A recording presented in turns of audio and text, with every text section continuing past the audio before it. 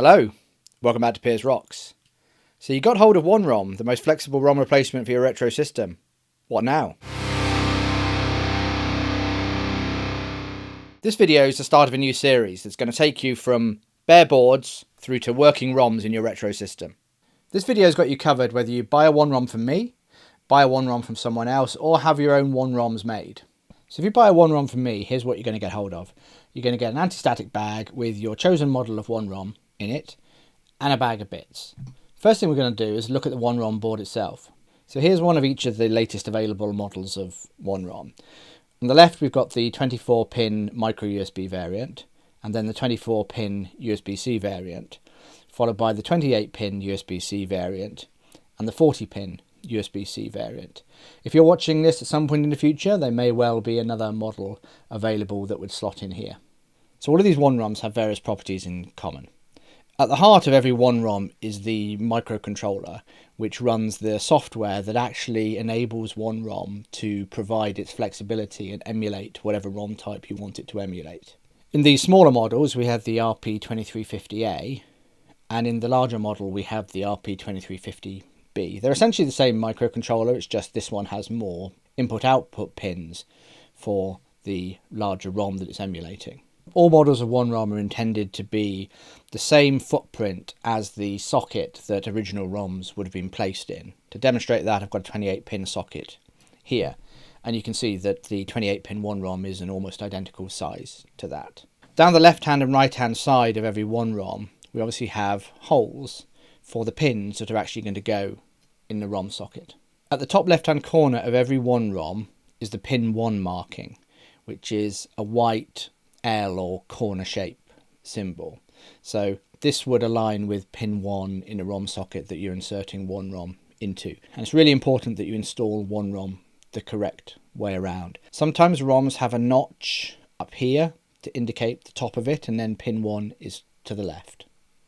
That's sometimes marked on the silk screen as a line with a semicircle and then a line.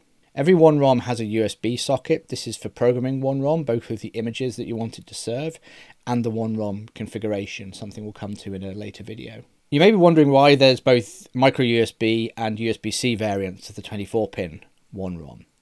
That's because if you're having One ROMs fabricated yourself in small quantities, it will be much cheaper for you to fab the micro USB version. In order to fit the USB-C connector on the 24-pin One ROM, I had to move down to 0201 passives that are very, very small. You can just see them to the left of the USB-C connector here. At least with JLC PCB, and that's who I use for assembly, they require you to go to their more expensive fabrication service if you're using 0201 components. But if you're getting them made in large quantities, it's just as cheap as the micro USB version. So if you're getting them fabbed yourself, I'd recommend the micro USB version. All of the One ROMs contain a status LED. That's here on the 24-pin version, here on the 28-pin version, and up here on the 40-pin version. This will be on by default when One ROM is powered on and is serving bytes, although you can configure it to be off if you like. It will also give you some other information if, for example, you flashed bad firmware onto One ROM. We'll come on to that in a later video. Now, the final thing I want to draw attention to at this stage are these extra holes for additional pins at the top of One ROM. So these are effectively expansion pins for One ROM and provide a number of bits of functionality. The first bit of functionality they provide is you can jumper the row at the top that are marked with rectangles around them and select different ROM images at boot time. So that allows you to have multiple ROM images installed on a single One ROM, then change a jumper setting up here, reboot your host system, repower One ROM, and it will start serving the new ROM image. This is also a debug header, so there's some debug pins here that you can use if you're developing firmware for One ROMs. And then at the left-hand side of each of the programming headers is a 5-volt and a ground pin, and these must not be jumpered.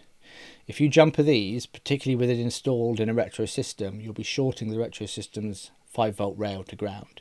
So I highly recommend not doing that. Now you may have noticed that the 24-pin One ROMs have an extra set of 2 holes. These are what I call the X pins, or the extra pins, and these provide a bit of additional functionality. For example, they allow you to actually switch between different ROM images dynamically while one ROM is running. And I'm expecting that the pin header supported by all of the One ROMs will provide additional functionality in the future. For example, one of these pins acting as a reset pin that you wire into your host system, and then you can provide a command over USB to have One ROM actively reset the host system on your behalf. Next, we'll take a look at the bag of bits that I provide with every One ROM.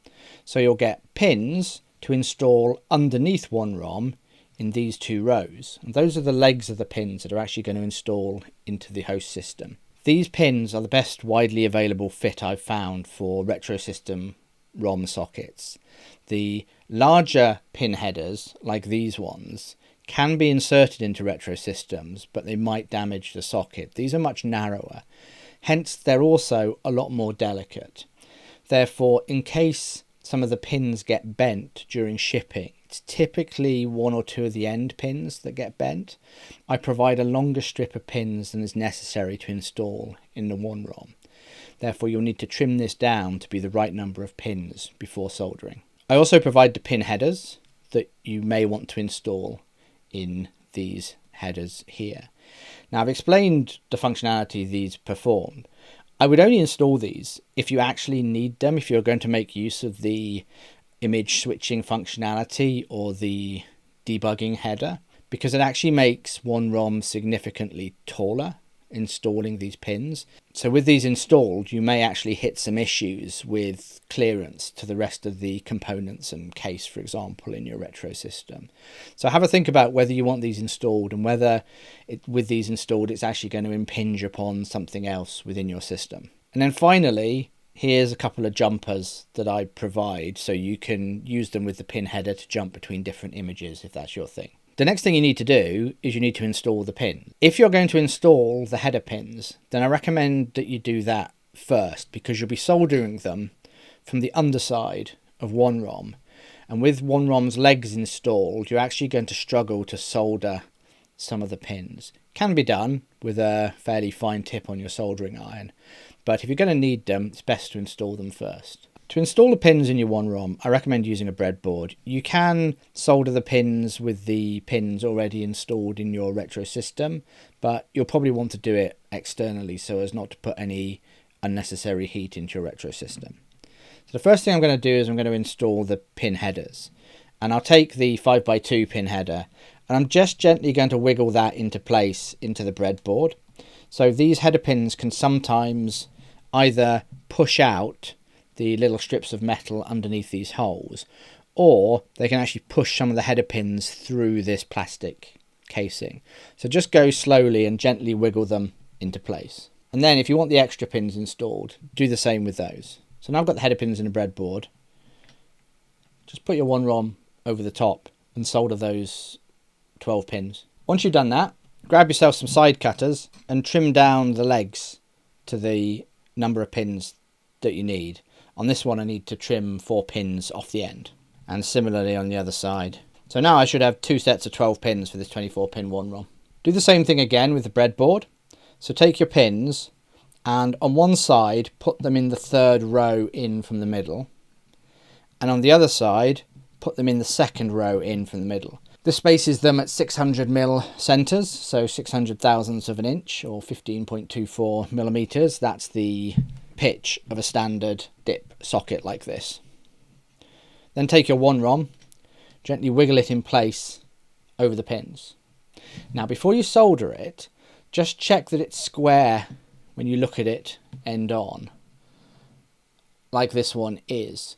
Sometimes you can end up with the One ROM skewed to one side or the other when soldering, so make sure it's nice and square. Solder each of the 2 corners while holding the PCB down, and then once you've soldered the corners down, just double check it's square at both ends before you solder the rest of the pins. This one's looking pretty good. It might be slightly skewed at this end, so it'd be good to go ahead and solder this up. And then, in the best Blue Peter tradition, here's one I prepared earlier. So this has got the header pins installed and the legs installed as well. This is now ready for programming and for insertion in a retro system. That'll be what we get to in the next video. I hope you found that video interesting and useful. If you did, please do consider sticking around and subscribe to the channel. Coming up, we have the return of AirFrog, the tiny wireless coprocessor for ARM devices. I'm also going to dig into the PIO emulator that I built for Raspberry Pi's RP2350 microcontroller. And we're going to see another pin variant of One ROM. So, until the next video, rock on.